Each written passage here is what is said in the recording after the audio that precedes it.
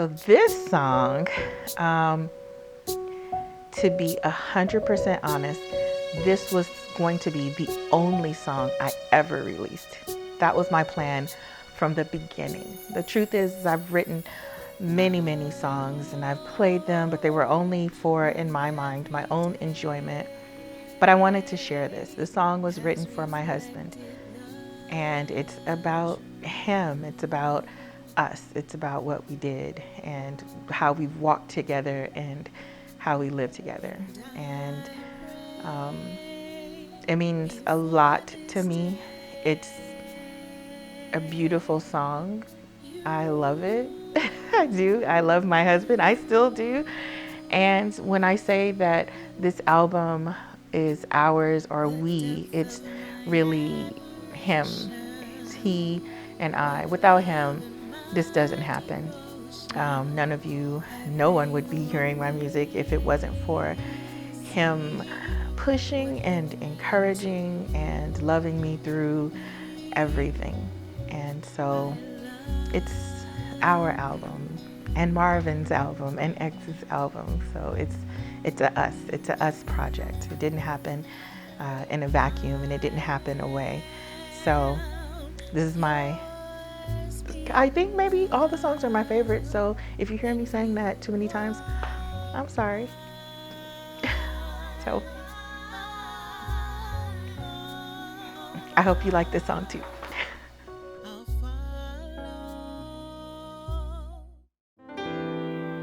You are what I need. As I was writing some of the songs on this album, I kind of felt like they were a little bit me-centric or a little bit other people-centric. And I really wanted to write something that was for or to God. So this song is a song of gratitude, a song of recognition.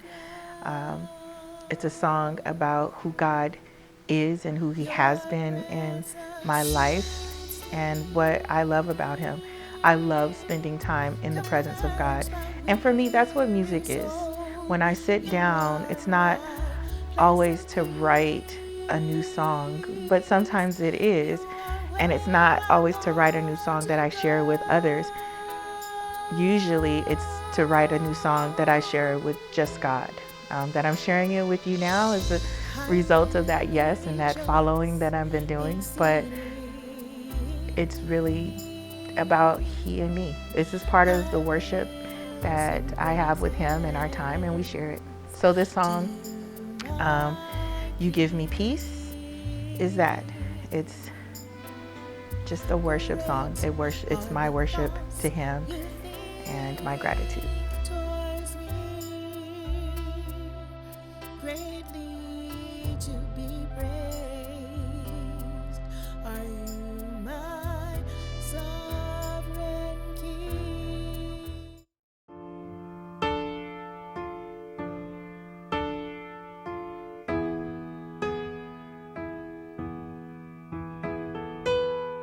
Trying to give my best. So Of you. Never this song was, I struggled with this song. I struggled a lot with whether or not I was going to include it or whether or not I was going to share it. And the people I have shared it with, when they see the title or they hear the first part of it, it's called I'm Sorry. I get the most questions about this song, and I'm like, I don't want to forever be explaining. The simple version or the explanation is sometimes you need to hear it, and sometimes you need to say it. The thoughts behind that song are twofold. One, in my studies, I was reading up on King David and how he had basically sent Uriah, or Bathsheba's husband, to the front lines. And he makes this statement after, he dies and then his child dies. He he makes a statement, against you and you alone have I sinned, and he's talking to God. And it bothered me, and I'm like, yeah, God, he did sin against you. Ultimately, that sin was there. He acted like you weren't even around. He pretended you didn't exist, that you didn't see what he did. But you weren't the only one that he did wrong. I mean, there's a man who's dead. There's a family who's grieving the loss of people because of what he did. And it reminded me that sometimes as Christians, we walk in the freedom that God gives us, and that's wonderful. We walk in that forgiveness, and we should. But there are people that we hurt along the way. And sometimes just saying I'm sorry could free them, could make it so that they can too walk with God in freedom. And so that's what this song is in recognition that along this road that I've been walking, I've hurt some people. I've been hurt by people too. Sometimes I wish they would have said I'm sorry. But, you know, as for me, I'm sorry. And it's going to be okay. And there's that prayer that, you know, free everyone that I can't say I'm sorry to, the people who I no longer have contact with. So that's kind of where this song came from. I actually like it, so.